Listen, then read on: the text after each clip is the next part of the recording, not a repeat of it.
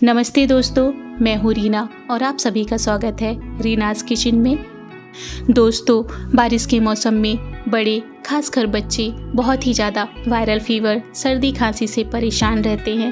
तो चलिए सबकी इम्यूनिटी को स्ट्रॉन्ग करने के लिए बनाते हैं मिक्स ड्राई फ्रूट के लड्डू। यहाँ पे मैंने 200 ग्राम काजू, 200 ग्राम बादाम, 150 ग्राम अखरोट, 25 ग्राम मेलन सीड्स जिसे हम मगज भी कहते हैं, गोंद लिया है यहाँ पे मैंने 50 ग्राम मखाना। आप अपनी पसंद के अकॉर्डिंग ड्राई फ्रूट्स ले लीजिए। यहाँ पे मैंने एक सूखा हुआ नारियल लिया है जिसे मैंने ग्रेट कर लिया है। यहाँ पे हम 250 ग्राम डेट्स लेंगे, सीडलेस बिना गुठली वाले खजूर हैं। इन्हें हमें मिक्सर में डालकर पीस लेना है। याद रखें, खजूर को हम कभी भी बहुत ज़्यादा मिक्सर में डालकर एक साथ नहीं पीसेंगे। मिक्सर को बंद चालू करके ही खजूर को पीसेंगे, क्योंकि ये बहुत ही ज़्यादा स्टिकी होते हैं और हमारे मिक्सर को ख़राब कर सकते हैं। इन सभी ड्राई फ्रूट्स को फ्राई करने के लिए हम एक कढ़ाई में घी ले लेंगे। घी जब गर्म हो जाएगा तब हम इसमें बादाम डालेंगे, काजू डालेंगे।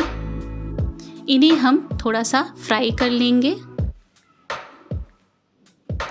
काजू और बादाम हल्का फ्राई होने के बाद अब हम इसमें अखरोट डालेंगे।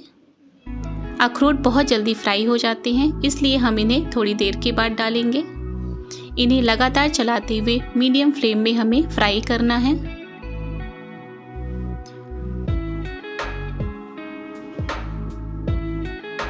ड्राई फ्रूट्स हमारे लगभग फ्राई हो चुके हैं और इनका कलर भी चेंज होने लगा है।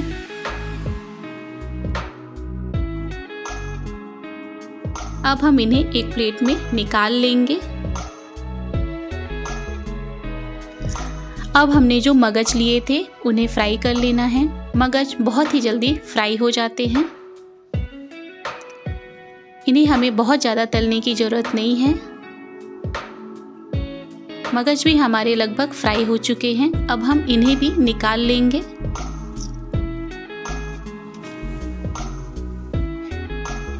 अब हमने जो गोंद ली थी हम उसे भी फ्राई कर लेंगे। गोंद फ्राई करते समय फूलती है, अपने से डबल साइज में हो जाती है, इसलिए हम थोड़ा थोड़ा करके ही गोंद को फ्राई करेंगे।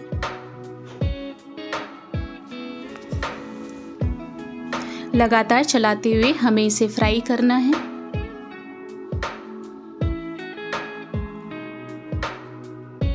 गोंद भी लगभग फ्राई हो चुकी है। अब हम इसे भी निकाल लेंगे।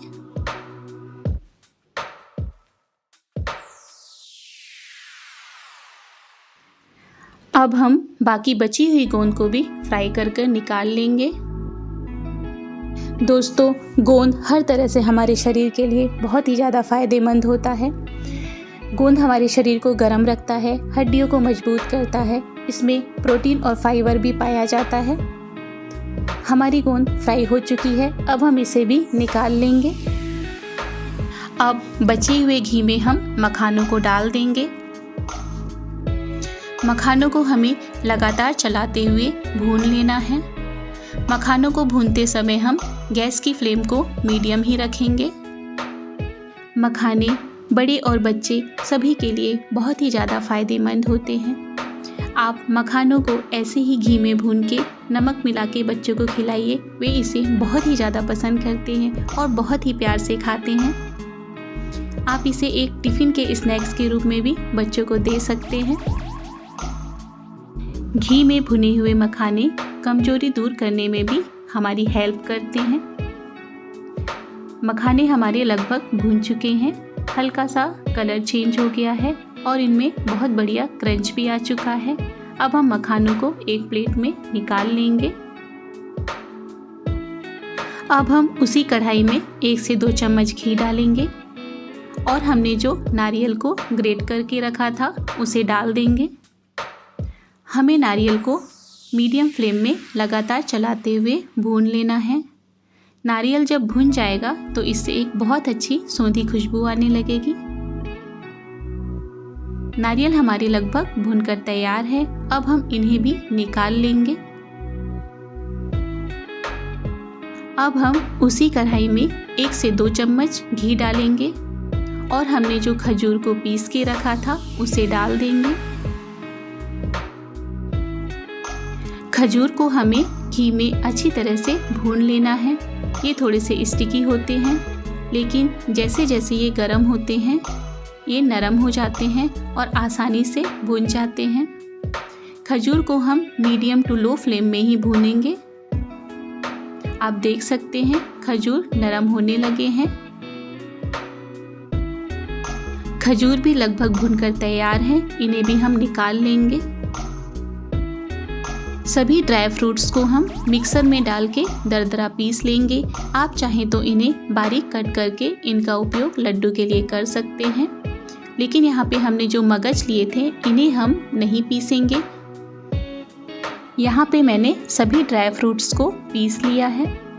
अब हम इसमें हमने जो नारियल को ग्रेट करके रखा था उसे डाल देंगे।